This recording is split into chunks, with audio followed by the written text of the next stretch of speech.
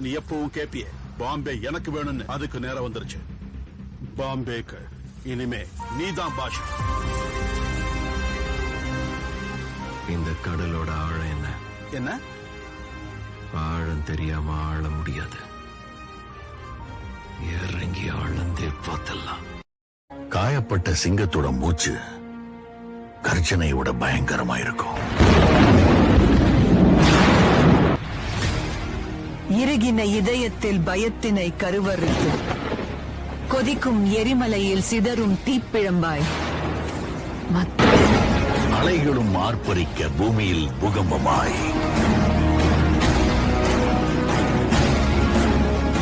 செங்கதிர் சூரியன் அஸ்தமனமாகிட